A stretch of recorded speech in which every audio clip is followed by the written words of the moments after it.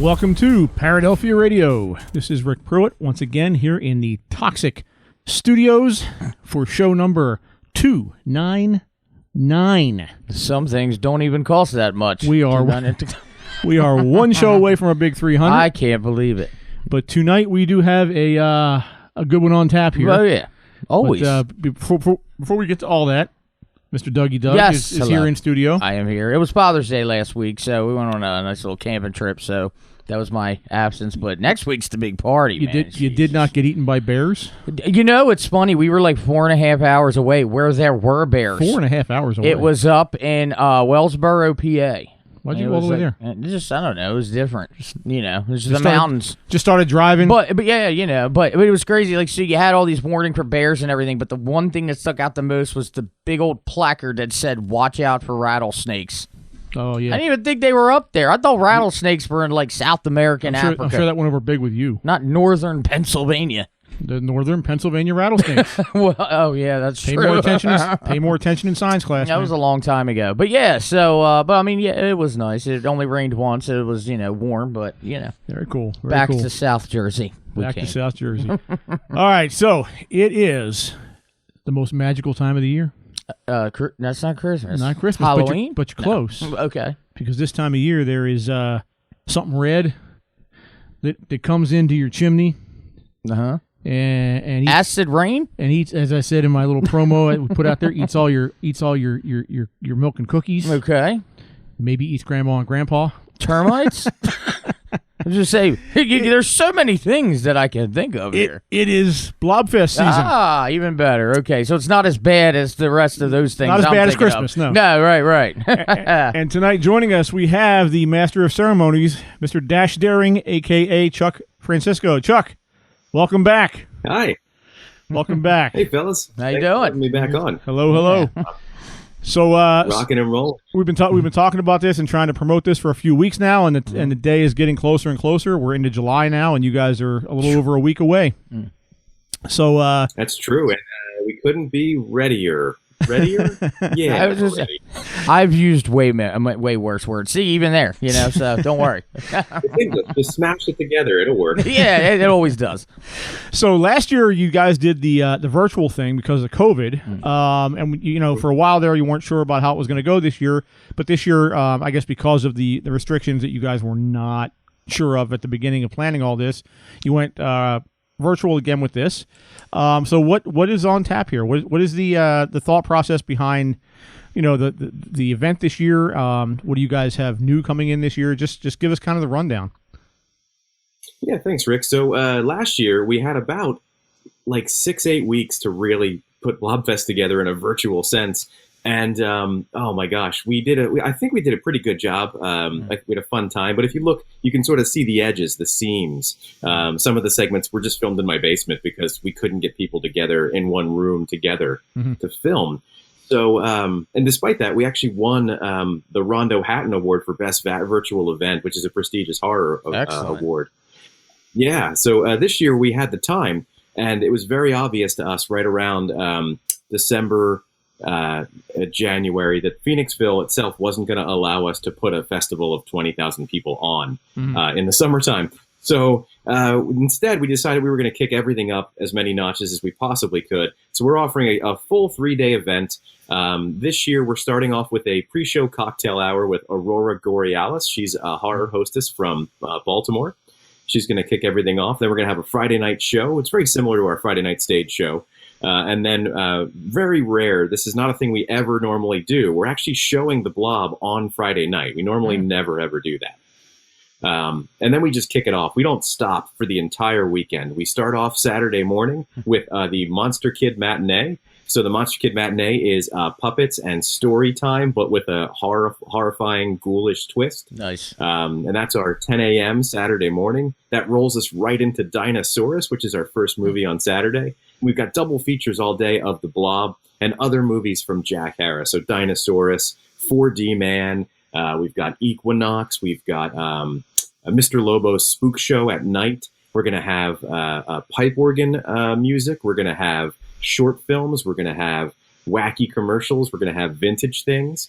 And then we go all the way through Sunday. We're having more on Sunday. We're going to have the Blob on Sunday, and also Vincent Price's The Last Man on Earth. So I'm underselling this. There's a ton of things baked into this entire weekend. We've been working for months on it. Yeah, I noticed some new things you guys had this year. One of them was a tinfoil hat contest. Yeah, I remember you were talking about that. Yeah. What is that all about?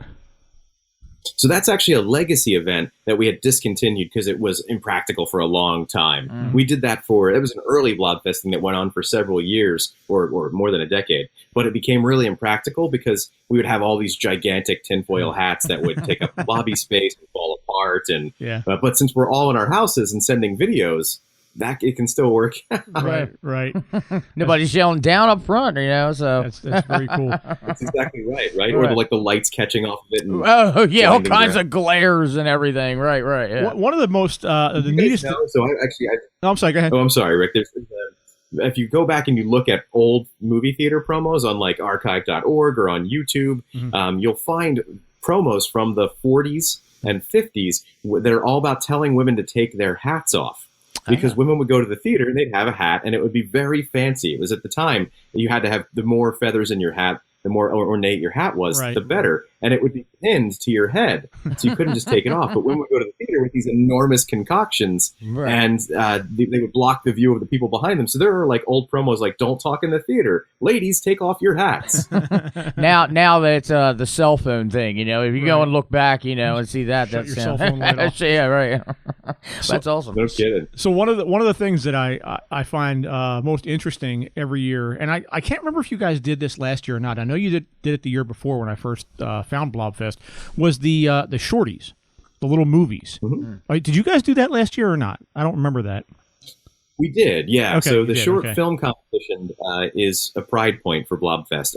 It's one of those things where people come through and you're getting everybody. You're getting actual aspiring filmmakers who go on to do things in the industry, and you're getting little kids who just want to play with their Play-Doh and do an animated dinosaur movie and everything in between, and it's always a hoot.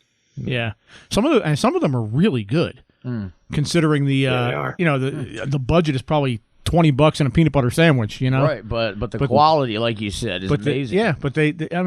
They're writing scripts and they have parts for the different people in the film, and I think what are they 3-4 minutes or something? They're not really that long.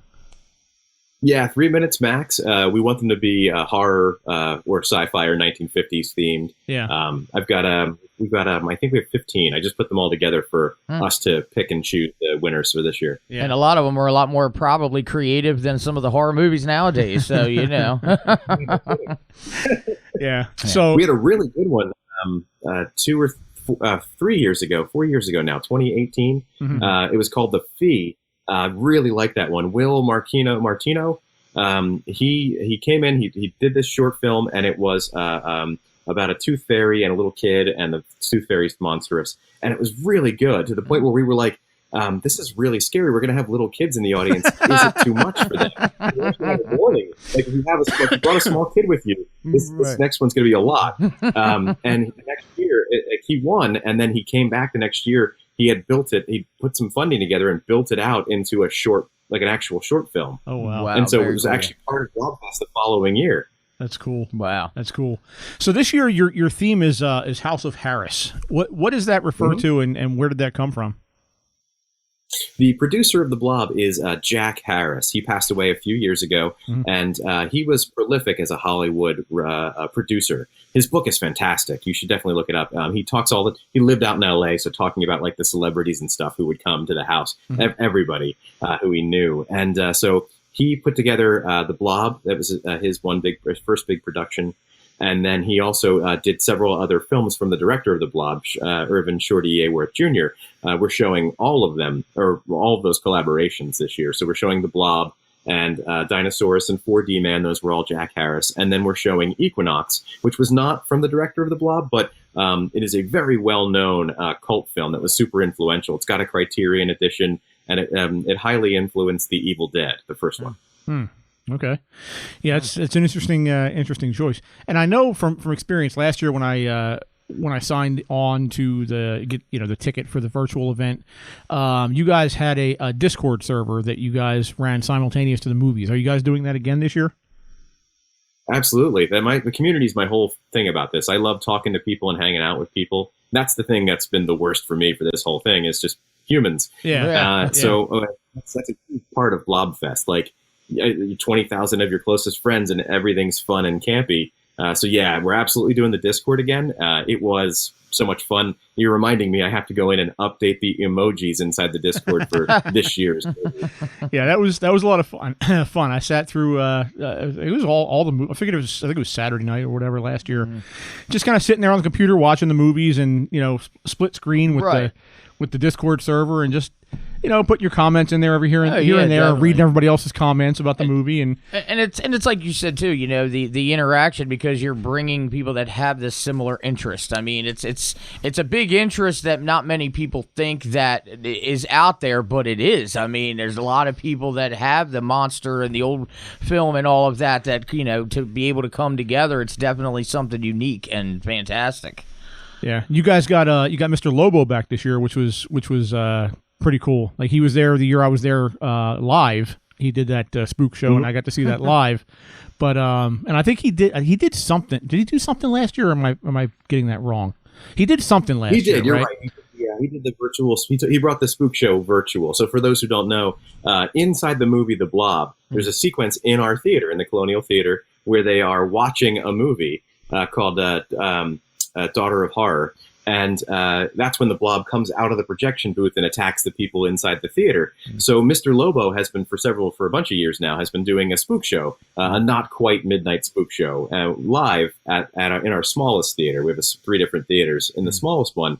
And it's a vaudeville variety show in front of the movie because the movie's paint-peelingly bad. Daughter of Horror is really hard to watch. And it's only 65 minutes, but it feels like 3 hours. Right. Oh man! So we've got dancing ghouls and all kinds of schlock and shtick. Last year he brought that virtual, and he's doing it again this year. It'll be the crown jewel of Saturday night. It's our late night Saturday. Very cool. This is literally like the monster, like Woodstock. That's what it is. Yeah. Like it really is. It's like again, it's incredible. It's pretty. It's cool. amazing that it built up over just this movie that was just, right. I mean, when I was a kid, I knew of the Blob. My parents, I saw it on Saturday afternoon TV, monster movie or whatever every now and then. And my parents knew about it, and they, if you ask them about it, they said, "Oh, yeah, we probably saw it in the drive-in theater or whatever." But just to take that and run with it, like right. Phoenixville has and like the Colonial has, it's so cool. And you're saying 20,000 people. I'm assuming that's an accurate figure that you're given, and that's a lot of people to come out there and celebrate a movie that's 50 years old or right. That's 60 what I years said. old? Something that you don't think would in a sense have that interest, but there is. I mean, that is quite a large number. Yeah. What's really cool is that I was actually just talking to a gentleman who's he runs the Steve McQueen Speeding Bullet podcast, and his questions were a lot about like Steve McQueen's role and influence, and he was asking, do people come to this just for the movie? Are they there for Steve McQueen? Are they coming for other things? And is that okay? And it's great intersectionality. Right. So we have a rockabilly band normally on the street that's been Dibs and the Detonators for a while, and I love those guys. People are coming because they love Dibs and the Detonators, and then they get there and they see like classic cars and they see like vintage monsters and sci-fi, right. And then the theater, and they go in and watch a movie, and now they love the Blob too, or they love the Blob and now they like rockabilly music, and there's so many angles, and it's so great. Like all these different groups, you see these people who are dressed completely different from each other, and like you can tell that their interest is different, but they have a core, common core. Yeah, it's definitely. When I went up there that 2 years ago, it live. I didn't know what I was walking into. I went up there with my nephew, and he's at the time he was like 16 or 17, going on 52. He was into all that old fashioned Universal horror movies and all that stuff. So he had an interest. Right. And we kind of just went there figuring, let's go see what this is about. And I wanted to do something with the. With Facebook Live for Paradelphia, right? And it was like you're saying, Chuck. It was just so many different angles and so many different things to see. And you had a dog parade, and you had a screaming contest in the theater at one point. I think that was during the spook show. And it was crazy. I mean, the amount of, and then the movies themselves. Right. Like we couldn't even sit down for long enough to watch a lot of the movies because there was just so much we wanted to see and do. Right. All that interaction. It's like literally you go and a lot of, like you said, you need just having that one introduction from one thing introduces to so much. And again, before you know it, it's like you're definitely not going to be bored, you know? Yeah. So. And you guys have done a really good job of taking that vibe and turning that into something tangible for a virtual audience, which is not easy. And it's probably why you guys won the Rondo that last year. That's, again, that's not an easy task to take what I saw live 2 years ago and make that something that is just an online event. But you guys nailed it. Interesting. Thank you. We just honestly, we were trying to have a good time too. And it's interesting because you're right. There's no way that you can see all of the things that are planned for Blobfest because we have overlapping programming. I think sometimes 3 layers of overlapping programming, plus all the vendors. So this virtual Blobfest this year and last year is probably the only time you'll ever get to see all of Blobfest. Right. If you can sit there that long. It's a lot of time. Yeah. It's like camp out with the computer. Here we go, but yeah. So as far as anybody who is interested in seeing this or buying a ticket or whatever, where can they go? I know you guys have merchandise. We didn't even talk about the shirt this year. You guys have a dedicated shirt every year that's Blobfest specific, and this year's shirt is pretty cool. It's got a big dinosaur on it. I saw that. So it's got a couple of elements I really love. So this year's T-shirt was designed by Donald David, who plays a character, and he probably, if you've been to Blobfest, you've seen him as different characters, usually in very good prosthetic makeup. He does a great job. His T-shirt this year, as you were saying, is a dinosaur stepping in the blob with and in the back is a giant film canister of old 35 millimeter film, and the blob's coming out of that. So many intersections of things I love. We're at the colonialtheater.com, and it's theater spelled with an R-E. Tickets for the whole weekend event for the household is just $25. That's your virtual ticket. It gets you the whole thing. If you want to up that, we've got a VIP ticket that you can get. And there's a whole bunch of things with that, but the biggest thing with the VIP ticket is that it gets you a custom shirt that's different from the regular shirt. It's the healthfully air-conditioned shirt. Oh, Have you ever seen the Blobs back that hang underneath the marquee? That they're blue with white text that say healthfully air-conditioned. Right. This is the only way you can get that shirt. Next year, when you see people with it, you'll know they were a VIP, but you won't be able to get it then. So that's the shirt. There you go. That's awesome. That's Very the VIP shirt. Very cool. All right, so we've got a custom poster by Chris Garofalo plus a Hatch show print. Yeah, we always do a Hatch show print as well. Oh, cool! Wow, a whole bunch of Blob merchandise, including snow globes because you got to keep the Blob cold, and bumper magnets. That's what's awesome. It's like every angle was covered with it. Yeah. It's a lot of fun. I don't know if you guys know this, but at the end of the Blob, and I apologize if I'm giving anything away. I'm not talking about the end of the plot, but the end of the Blob, it says the end, and then it transforms into a question mark. That was actually not just a Blob thing, although it's funny in the context of the end of the Blob because it's about keeping the Blob cold. And right, but the other Jack Harris movies we're showing, all three of them, 4D Man, Dinosaurus, Equinox, they all do that. All of them. I guess he thought it was like a really funny thing, or maybe he was ahead of the game just to open it up for sequels. I don't know. Yeah, maybe he thought, well, if I come up with something else, let me just leave like a cliffhanger, but yet not a cliffhanger, just a what-if kind of safety security type thing. If it worked out, yeah, right. You got to weigh in. I mean, it's smart. It's a good way to put it, All right, Chuck. Well, so Jack Harris, man, he was a mover and a shaker. He started out as he was a kid who would run film prints. He would move. He would a delivery boy who would move film prints to the movie theaters. Yeah. He would just drop them off. That was how he started.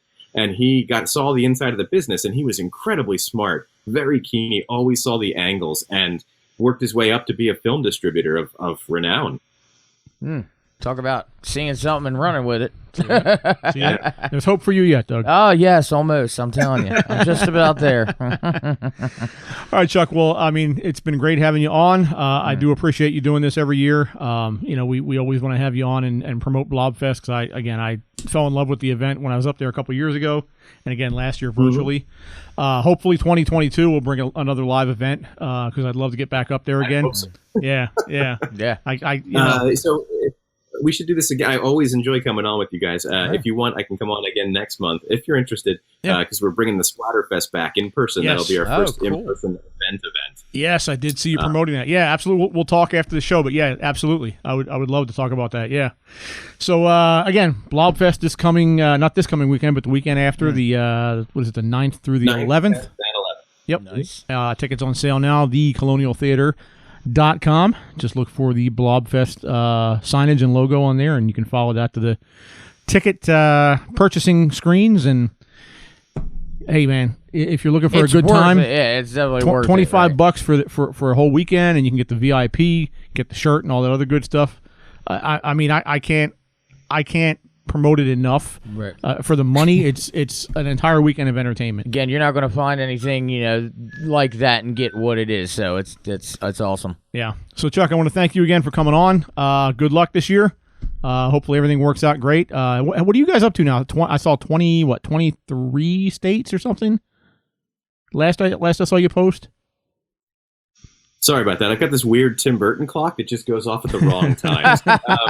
It happens. It's just so bizarre. It's great in work meetings. So I think we were up to 25 states, plus a province in Canada and Scotland. There you go. Oh, wow. You guys are going worldwide. Heck yeah. All right. Worldwide. Last year, I think there was a user in China, if I'm not mistaken. Wow. Yeah, which is great. Like, I don't know how they found out about it, but awesome. Hey, we have them. We have people from China listen to the show. I say the same thing. Like, they're on top of everything. Yeah, we look at our stats every once in a while and say, "How did you ever find this show?" Exactly. In like Manchuria or whatever, Yeah, right. Before I go, can I tell you just a really funny sort of related story? Yeah. I was on an internet radio show. I had an internet radio show when I was a high school kid, when it was brand new. It was the Shoutcast plugin for Winamp. Yeah. And we didn't even have internet. Like, I was borrowing the phone line. Oh yeah, and the dial internet. Yeah, dial up. But I was doing it at night because nobody was awake, and I was like 15, 16. My listener base was high school kids my age in Australia who just were getting out of school at that time. Get out. I don't even know how they found me. They found me, and like a whole classroom of them would listen to my show while I was up super late, and they were just getting out of class. Yeah. It was weird. It's like, go to Australia. It's like, people ripping your shirt like autograph, so yeah. Very cool. Well, thank you guys so much for having me. Oh yeah, absolutely. So again, we'll talk about the Splatterfest and having you back on here in another a month or so. But again, Blobfest is coming up soon, and you guys got to buy your tickets. It is a well worth it $25 to put forth for a whole weekend of entertainment. All right, Chuck, thank you again for coming on, and again, good luck with the show. Take care, man. Best of luck. See you around, guys. All right. Yeah, like you said, that you're right. I mean, $25 to get a whole weekend of that. Yeah. I mean, that's Friday, Saturday, Sunday. You're literally not going to find something that awesome for that. You got your movies, you got your entertainment, you got your live, your interactive shows, right? The shorties, which I love the short. That's what I was telling Chuck earlier. The little shorties, the films that the people make and submit, little 3-minute films. Yeah. Those are really freaking entertaining. Gives people a chance too, like you said, is bringing the interactive part to a whole thing. So like they're really neat to see, and it's amazing. Like some of them are, done by kids, and they're really detailed. That's what I said. Creative. That's what I said. A lot of them are probably a lot better than some of the horror movies nowadays. Because we've seen how some horror movies are. Yeah. So it's definitely which real quick, not to jump in anything or to waste too much time with it, but did you see there's another Halloween coming out? Oh, I did. Did you? I was going to say, I think I might have actually said something and you commented or something like that, or I don't know, but I seen it. I'm just like, I posted about it on Facebook. You did. Yeah. You posted it. That's right. I couldn't that quick. I couldn't figure it out. They won't stop, man. Like what? I like Halloween. Like I love the original movie. I thought it was great. Even the sequel, I'm down with that. But I loved Halloween 3, the one that had nothing to do with Michael Myers. That had nothing to do with it. I still like that one. Right. But eventually, like, come on, man. Yeah. It's been 25, 30 years now. I totally that quick forgot that, yes, I found out because you made the post and I commented. But yeah, like I said, before I think I put on my post, it's going to be him in a nursing home, like going around, beheaded and all that stuff. Well, right, and that's what I said. I said, unless I'm hallucinating, I went to see a movie 20 something years ago where he got beheaded at the end of the movie. Mm-hmm. And here we are. We're on the 5th movie since then. Yeah, exactly. I don't know. I mean, I don't understand it, but it's still going. I don't know. They take the. I think the explanation was they rebooted this, like the one from 2 or 3 or 4 years ago. Was Rob Zombie, the one Rob Zombie did? Yeah, was more his kid. Was supposed to be the first one rebooted or something. Yeah, it was. I don't know. Yeah, like it was his take with it. And I think the whole concept was mainly to focus on. It wasn't like in the original one where it just focused a quick. Like Michael Myers as a kid, like it was half of the movie was him as a child and then onto it. But again, it's just how many times it's confusing at this point, man. So just enough. Like I'm all down with the 80s horror and all that, and Halloween specifically. I watch it every year at Halloween. There's got to be a fine line though. It just enough, man. Yeah. Find something different. They are actually also they're doing a Ghostbusters. I don't know if you saw that.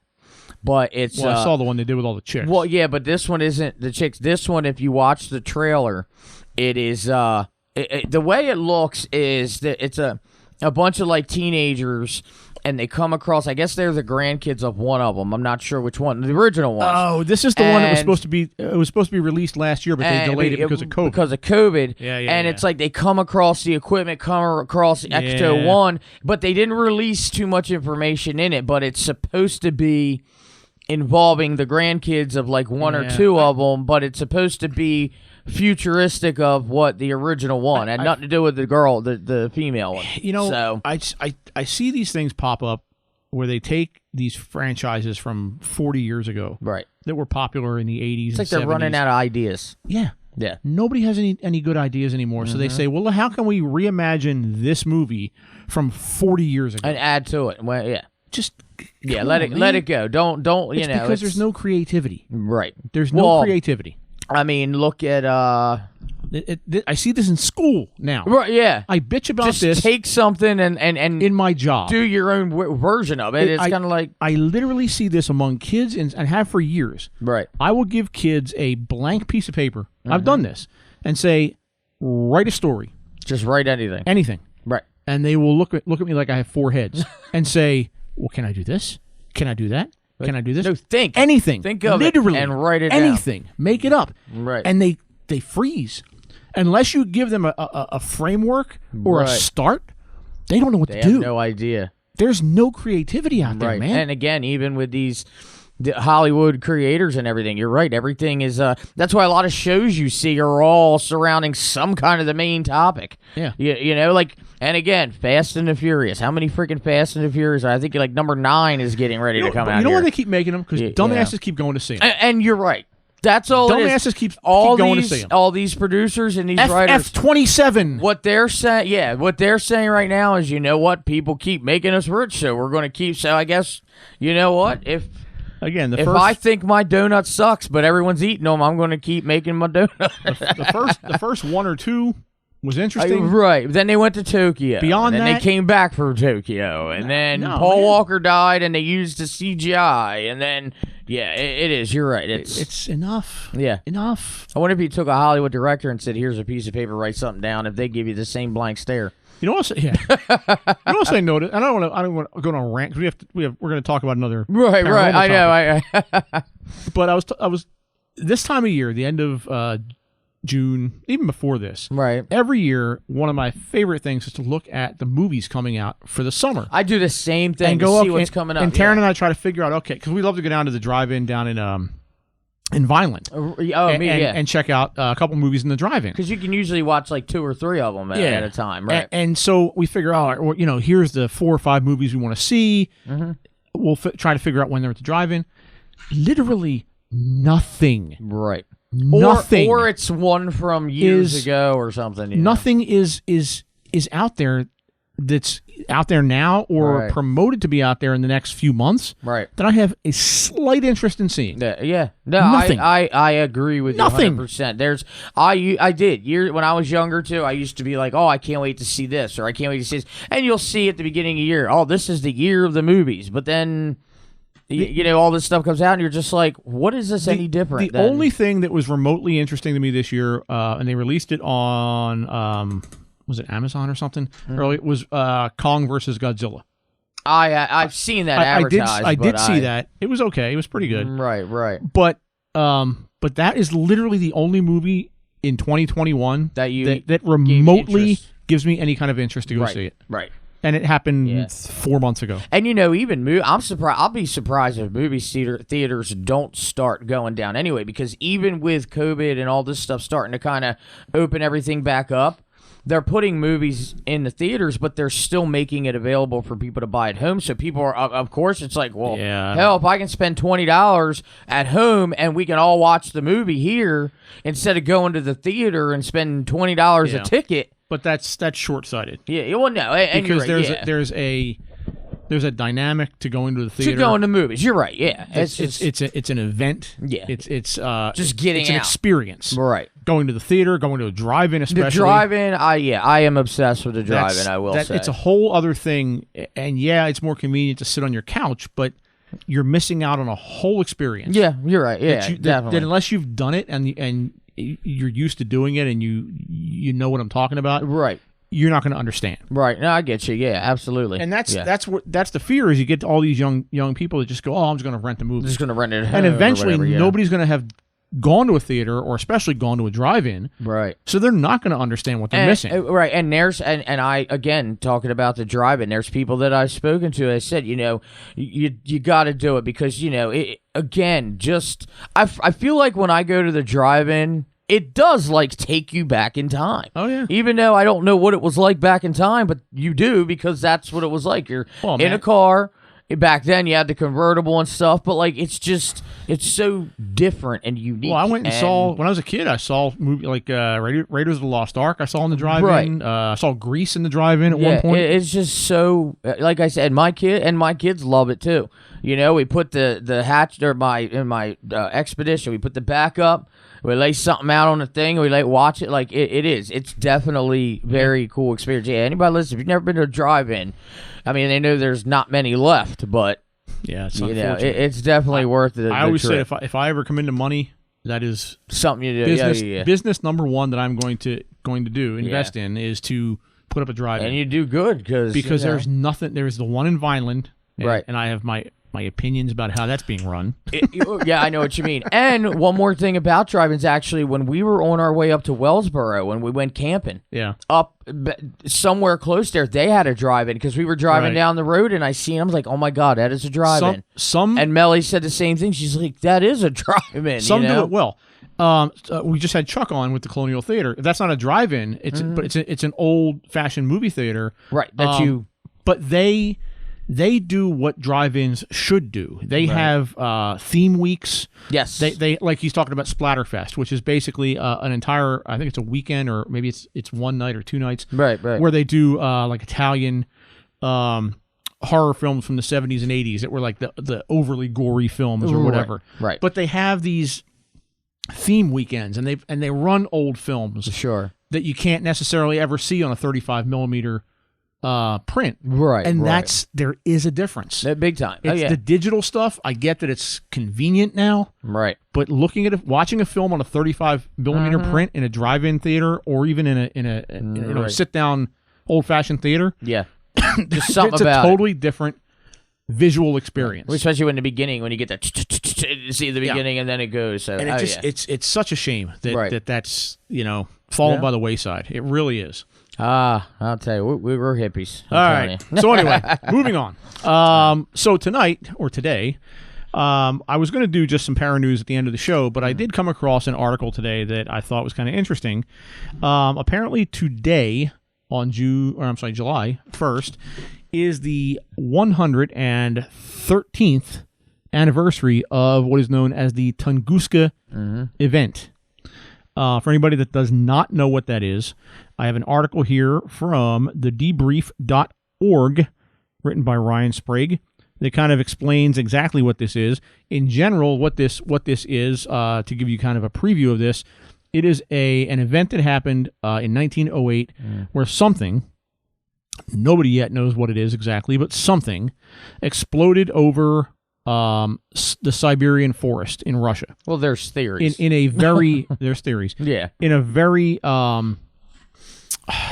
wide-ranging event. Right. Meaning literally 800 miles of forest was blown down. It was just black. 800 miles. It was like a small nuclear This was bomb not like kinda. a few miles, like a nuclear bomb going off would decimate a few miles. Right. 800 miles. Right. So that's, to give you an equivalent, that's from here to places like Tallahassee, Florida, Yeah. St. Paul, Minnesota, Right. Nashville, Tennessee. Pretty much the whole east Those east coast are from 800 Jersey miles. down to Florida. Right. Those places are about 800 miles away from Philadelphia. Yes. So you're talking about something that exploded and blew down forest from here to Nashville, St. Paul, Tallahassee. Yeah. That's the not entire eastern third of the U.S. That's not a small. That's not a small backyard, right? So anyway, this is an article called "Remembering Tunguska: A Mystery Explosion That Baffles the CIA Over a Century Later." Locals felt their skin burning from 40 miles away. Windows shattered with a 100-mile radius. It was an event that shook Siberia and left roughly 80 million trees completely flattened. Something with the destructive force of over 1,000 Hiroshima explosions exploded in Siberia. The problem is, no one knows what it was. Whatever happened over the Tunguska River was seen, heard, or felt by thousands of people. Although several theories have been brought forward to explain it, the Tunguska event remains a mystery over 100 years later. According to many reports that would eventually be collected, on the morning of June 30th, okay, so this was yesterday, not today. Well, on the morning of close June 30th, 1908, a bluish-white light lit up the entire sky. The Evenki native people who lived in the hills just beyond the Tunguska River watched as a streak of colored light shot across the sky on a trajectory of impact. After about 10 minutes of watching the light, there was a bright flash and a thunderous explosion that literally knocked them off their feet. Astoundingly, shock waves from the event were reported to have been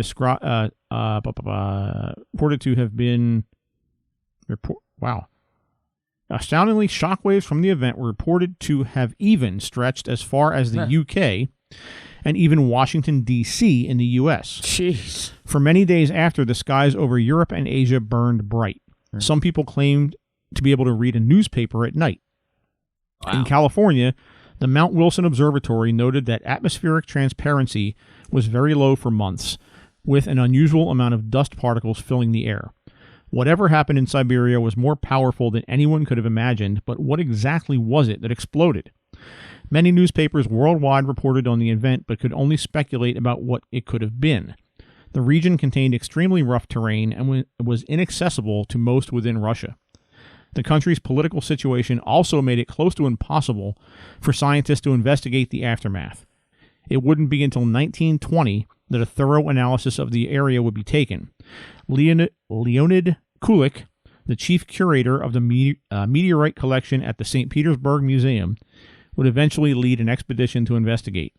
But harsh weather conditions would delay the investigation until 1927, almost 20 years after the event. Kulik and his team would discover over 800 square miles of devastation to forest and trees pressed to the ground in a radial pattern. Kulik would follow the radial pattern inward to the Tunguska forest to what they assumed would be an impact site at the center. But curiously, no impact crater or material from a meteor could be found. In the fall of 1927, Kulik published a preliminary report theorizing that it could have possibly been an iron meteorite that had exploded in the atmosphere, which would account for the early reports of a bright flash in the sky and thunderous explosion. It would also explain why no meteorite was found on the ground, but many questioned how no physical evidence of a meteorite could have been found, even if it had exploded in midair. Kulik's findings were challenged in 1934 by the Soviet astronomers who proposed that a giant comet was the cause. Considering that comets are mostly made of ice, it might have been completely vaporized by the impact. It would have never survived in entry anyway. Leaving no trace behind. While many who have looked into the Tunguska incident tend to believe something came from above to cause the devastation, one individual theorized that perhaps it came from below.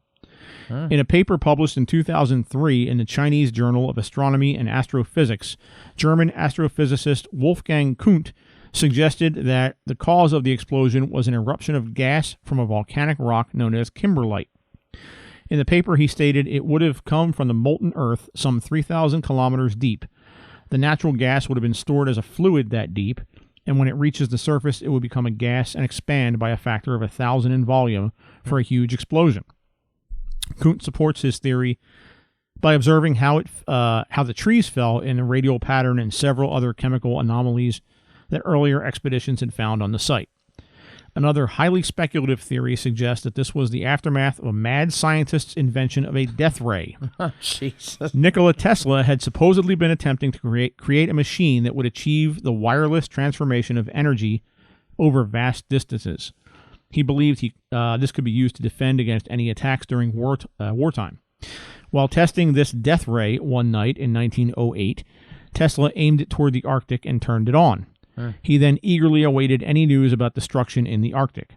But all he could find were news wires stating that something unexplainable exploded in the Tunguska forest, destroying miles of land and injuring locals. Thankful that nobody had died at the hands of his death ray, he soon dismantled the war machine and destroyed it. While this story is ridiculous, it does add to the enigmatic lore of Nikola Tesla and his creations. Returning to the skies, more sensational explanations have come forward as well. Alexander Castanews, an engineer and science fiction writer, proposed that the powerful explosion was caused by an extraterrestrial craft that had crashed in the forest. Waiting for that one to come up. He also said it may have been an interplanetary weapon that was detonated and caused a nuclear explosion, but it doesn't stop there. Dating back to 1973, another highly speculative explanation came in a paper published in the Nature Journal. American scientist Albert Jackson and Michael Ryan stated that perhaps a small black hole had collided with Earth, causing an antimatter explosion in the atmosphere. I don't think it would have been that little bit of a thing if that was the case. They also stated in the paper that since the black hole would leave no crater or material residue, it explains the mystery of the Tunguska event. It would enter the Earth, and the rigidity of the rock would allow no underground shockwave. Because of its high velocity and because it loses only a fraction of energy in passing through the Earth, the black hole should very nearly follow a straight line through the Earth, entering at 30 degrees to the horizon and leaving through the North Atlantic. Perhaps the most recent development in the entire Tunguska affair came in the form of an official document obtained by John Greenwald of the Black Vault website. According to the document, a 1960s-era investigation by the Soviet Union posed the possibility of a UFO crash being the cause of the destructive event. It traces a history of UFO reports throughout Russia and argues the Tunguska object, whatever it was, carried out a maneuver as it was falling down from the sky. The majority of this document was solely the personal opinion of its original author, but was interesting enough to have been filed deep in the recesses of the CIA file cabinet. While many of the more sensational explanations for Tunguska are interesting, most widely accepted explanation is that a celestial body, such as a comet or meteor, had entered the atmosphere. That being said, no definitive explanation has satisfied the majority of scientific community, leaving the Tunguska event a mystery. Basically, they don't know. Well, no. All that was to say they don't know. And you, again, because that's one of the biggest mysteries about this, is everything that was theorized about, oh, it could have been this. There's some explanation saying, well, if it was this, it could have been this. But, again, on the same token, it very well could have been but like, all right, let me go back. So, like we were saying with a comet, that with what we have been said is what it's made up of, it would have burned up in re-entry. But on the same token, how do we know if it was anything from space that came in? Because we only know as much as we know. What if what if something, was coming in like an asteroid or whatever, or a meteor, like it happens, but it was made up of some kind of material that just happened to react once it got close enough in our atmosphere that it caused some kind of thing. I mean, granted, yeah, they said there was no sign of anything to be able, because if a meteorite crashes, they will find little pieces of it or whatnot. But again, who's to say it wasn't some kind of something that we're just not familiar with seeing that made a reaction? I mean, here's, and maybe this is just me being, I don't know if it's pessimistic or not. I don't know if that's the right word, but the Earth is, and back in 1908 was still inhabited almost everywhere. Oh, you're right. There's very, very, very few places on Earth that this event could have happened and blown away 800 square miles of Earth and not affected people. Right. Not have blown away major cities. And that's what blows my mind, too. Right. So you're talking about the odds of this thing happening in such a remote area that it didn't matter that 800 square miles were blown apart. Right. And when it could have happened, if it happened in Europe, it would have blown away half of Europe. Right. If it happened in the U.S., it would have blown away almost half of the U.S. At least a quarter of the U.S., yeah. And you'd had millions of people dead. Right. Now, was this just a coincidence that they landed in the middle of nowhere to the point where you had 800 square miles to give, so to speak? I mean, that's a hell of a coincidence. Like I said, back in those days, again, during times of World War I and everything, they were testing a lot of things. So again, like you said, they're not going to just come out and say, too, that's what you're saying. If they're testing something to see what kind of damage it caused in a remote area or whatever, they're not just going to come out and say, oh, that was us testing this. They kind of poo-poo, in this article, they kind of poo-pooed that whole idea that Tesla and his death ray caused this. Just kind of like, right. I got to tell you, that's kind of where I'm leaning. Right. Because that dude created some shit. Yeah, he did. For real. Created some shit. There was some stuff he went to the grave with. I mean, I think it was Tesla. There were some things like, there was something that he developed and people were trying. I'm pretty sure it was him, and I forget exactly what it was. But I think it was something that he created that, like, they've been all up for a long time. I need to look it up. But, like, for a long time, always been trying to figure out that he actually figured out. Yeah. But he went to the grave with it. Like, he didn't write it down or anything like that. Yeah. Well, there's reports that he figured out 0-point energy. Right. At one point. There's all kinds of, which is basically free energy. Right. That, maybe that's what it God was. forbid I'm thinking that gets out in the world, because then all your oil companies, all your anyone who supply. Well, then there's the rumor that he's been to space. They've tried to say he's figured out a way. Yeah, I don't know if you ever heard that, but they said that there's a rumor that he came up with some kind of rocket and was able to at least go to the edge of space and all this other stuff, But I mean, the point is that he did legitimately create some crazy shit that had a lot of energy to it, that had a lot of potential energy effects. Right. So when they say that he pointed something at the Arctic and found out later on that this had happened. Yeah. I mean, they kind of brushed past that. Like, I'm kind of curious, did that happen in real time? Did he do that on Tuesday night and Wednesday morning this happened? Right, yeah. Or are we talking about a few years later? Like, what is the time frame of that? Well, it's funny you're saying that, because with trying to see that if it was Tesla took something to grave, like, one of the things, of course, talks about he's one of the most intriguing inventors in history, but they're actually, I mean, it says conspiracy theorists say a lot of the stuff he went, but it actually brings perhaps an early application of the teleporter's death ray concept. Some think his Wardenclyffe Tower was a veiled attempt at a superweapon, which was that death ray concept. Right. So again, like, there are a lot of things that people have, I've heard say that he has come up with, that he's created, invented, whatnot, and then he either destroyed the evidence or it destroyed plans to learn, or knew how it was put together and went to grave to a lot of stuff, and yeah. So definitely probably genius with everything. So that's where I'm leaning with it. Yeah. As crazy as it may sound, I can't believe that a meteor. I mean, I guess it's possible. Well, again, I think anything like that, that'd be a hell of a bullet dodge. I'm destroying the camera because if it was a meteor, landed just about anywhere else, right, you'd have had millions of people dead. Yeah, and I guess regardless, even if it was something that some precious metal we don't know of yet, it still would have probably caused some damage or something. So So the point is, it's still a mystery. 113 years later, it's probably never going to be solved at this point. We can go there to figure it out. Go Live broadcast to from there. Tunguska? Yeah. Here we are in Tunguska. Here we are in Russia. Is that in the budget, Mike? A little trip to Russia? Sounds good. All He gave right. the thumbs up. That's all we need. All right. Go to American Airlines. Just give him his name and address. Put it on that account. Put it on that tab. Yeah. And we're not going to tip him, right, Mike? No tips. We had a whole discussion. Okay. The last show we had a whole discussion. Gotcha. Okay.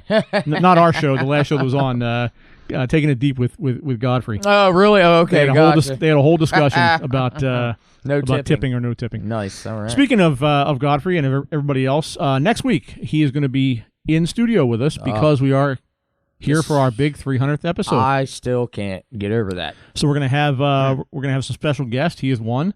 Yeah. Hopefully we're gonna have a few of our crew in here for the big event. Oh yeah. I mean, I know I've said it at 100 and everything like that. Well, first of all, it still just doesn't seem like long ago we were celebrating episode 100. Yeah. But I still go back to even, you and I first spoke to each other and met episode 3. When you interviewed me, and here it is.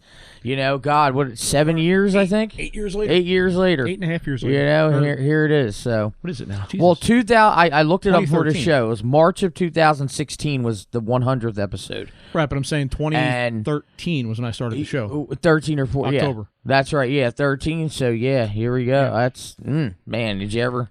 It's been a while. It has. I mean, look at everything that's happened in between that. It's been a while. And you got to think too, because I think Mike was just starting out with Toxic also around that time, because you're one of the first shows. So he was just a wee babe in the woods. It's kind of like same as we were. Paradelphia and Toxic are like kind of side by side with the progress that's been made with everything. So, oh yeah, Mike's giving us the let's call it a thumbs up. Oh yeah.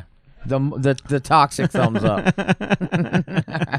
That's gonna be a new T-shirt. Toxic thumbs up. So next week we're gonna have our big 300th, and what we're gonna do is kind of just hopefully have a few people in here that are not typical of our show. Some toxic radio personalities that are not into the paranormal per se, and see what they think about some of the stuff we talk about until they sit at our table. And then we'll have hopefully some of our own folks in here and. Kind of kick it around and see how things have changed over the past 8 years. Because I know for myself personally, from the time I started the show, my opinion on a few things in this in the grand idea of the paranormal have changed quite a bit. Oh, well, before the show, I was only mainly into the whole and knowledgeable in the ghost aspect of things. Now there's so much I've learned about everything. Plus, I was 360 pounds back when I started. You were a big one. Now I'm 220 pounds and been maintained 220 pounds. So yeah, I got to work on that myself. Well, you weren't 360, so I was not. No. We've done that. I mean, we'll talk about it next week, but we've tried a Ouija board in Mike's apartment. You know what I mean? Things like that. No one would ever let anyone. We always tell people don't use a Ouija board. And we did it in Mike's apartment. which may explain a lot. Maybe, I don't know. Hey, maybe that's the aliens that come in. That might be Mike's aliens. Yeah. Hey, have them come in next week. There we go. Mm-hmm. Maybe Get down to the bottom of it. See if you can put a call out, Mike. Mm-hmm. Call your aliens in. Now if he gets has a dream tonight and they say tell them we will not be there next week. We will be there. We'll be there at 7:45. Yeah. Hey, I'm all for it. Bring pizza. If we interview an alien, we'd be the shit. All right, so that's going to wrap up show 299 here. I want to thank Chuck Francisco from Blobfest for coming on and sharing a few minutes with us here to talk about that awesome event up in Phoenixville. Well, it's in Phoenixville, but it's actually virtual this year. So, again, you guys can go to thecolonialtheater.com and look up the Blobfest logo or the Blobfest, page and find out how you can pay $25 for an entire weekend's entertainment, and it is definitely something that is worth at least $25. Yeah. Probably worth more, but it's definitely a good price. The merchandise, the shirts they do every year. He talked a little bit about the shirt this year. I'm going to definitely grab one of them. I grabbed the one from last year. I think I grabbed that one. I grabbed the Halloween one. They do the Halloween virtual event last year, which you said they're new every year. I'm not sure what they're doing. I know they're doing Blobfest, or I'm sorry, not Blobfest, Splatterfest this year. They're doing it live at the theater this year. Right. So it might be that those later in the year events are going to be live events, maybe. Right. I don't know about that. We can ask Chuck about that next time. Gotcha, yeah. I'm not sure if they even know about that yet. Right, yeah, they're probably still trying to get through this to finish up that planning, yeah. Right, but hopefully, hopefully this is all kind of loosening up now, and we're going to start having those live events coming down the pike. And real quick, speaking of live events, I mean, again, I know it's way early, but I will say I found out a few days ago that it's confirmed the Mullica Hill Ghost Walk is on this year. Oh, they're back again. Yeah, because last year, again, with COVID, I was reached out. So do I get to be MC again for the entire event? Yeah. Well, I'm hoping that we can do the same thing we did 2 years ago, where we set up, instead of behind that restaurant, we put everything up in front of. But again, we get closer to that. But I was, they reached out to me a few days ago about asked to take part. So yeah, here, Rick, I'll be back in 5 minutes. Yeah, no, well, I'm not going to do that. I'm back anymore. there entertaining the crowd. That like was like freaking Conan O'Brien. Yeah, exactly. That I would never have that happen because I wasn't even expecting it to happen. All of a sudden it turned into this whole thing. I'm hanging back there doing a freaking monologue off the back steps of the restaurant. Thank God for my brother and everything, because I wasn't supposed to host a tour, and before you know it, I'm doing 3-4 mile walks up and back. But you got your steps in. Yeah, no doubt. So, but yes, that is definitely confirmed. We'll talk more about we'll that. talk more about as we get closer. Hopefully, the Halloween season will be kicking this year, and we'll be a part of it. Oh yeah. All right. So for Doug, for Mike and Jamie in the control room, I am Rick. I want to thank Mr. Blobfest himself, Dash Daring, Chuck Francisco, for coming on again. It has been fun. This has been show 299. Tune in next week. Goodbye, 200. For the big 300th episode of Paradelphia. All right, so we are now out of here. Good night.